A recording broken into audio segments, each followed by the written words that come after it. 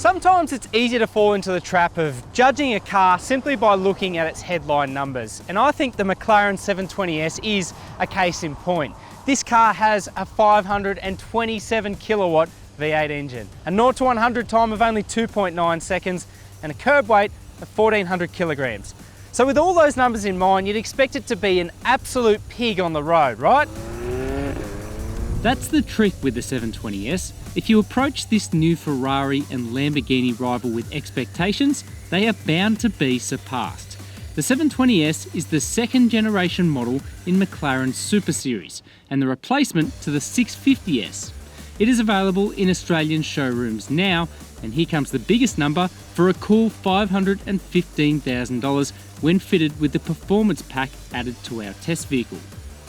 But behind the set of mind-blowing numbers and expectation, there is equally a lot of substance to this stunning mid-engined offering. Now before I get too far into the details of this thing, the first impression is that it feels incredibly unlike a supercar, and I mean that in a good way.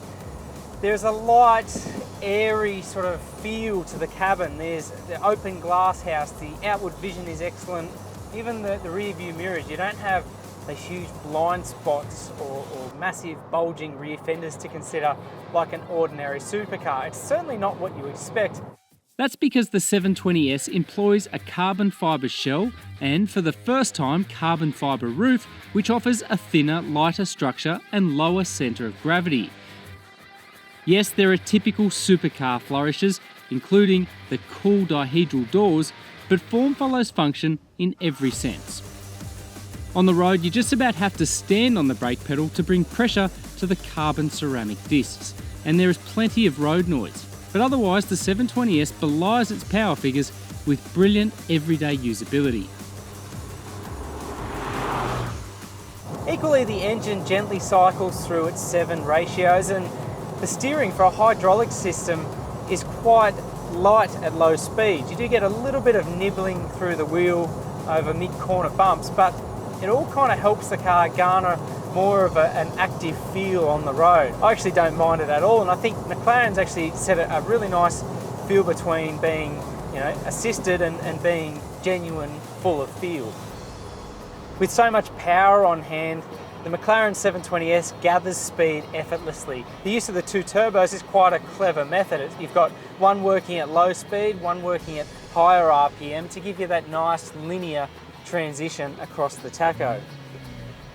If anything, my biggest criticism is the lack of sound. You really got to up it for the rent to get somewhere close to that barky, raspy soundtrack that you expect with so much power. There's a real user-friendly veneer to the 720S, but let's be honest, a racetrack is where it's at, and I've got a feeling that's where this car will really come to life. With 527 kilowatts and 770 newton meters on hand, the 720S is almost too much power for a public road, but it is kept in check by a judicious stability control suite. Get it onto a track, however, and the McLaren transforms again. In sport mode, it is clinical and in control, but in track mode, it feels like a thoroughbred racer, fiery and ready to be unleashed. The turn of pace is just incredible. Wow! I don't think any set of numbers will ever convey just how violent and brutal this thing picks up speed. And then you come into a corner and it just settles so quickly. It's almost as if the pivot point for the whole car is right next to the driver's seat. It demands respect and it moves about on the track, not in a bad way. It's a car that makes you work to get the most out of it.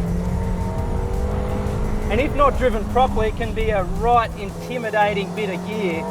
Wow!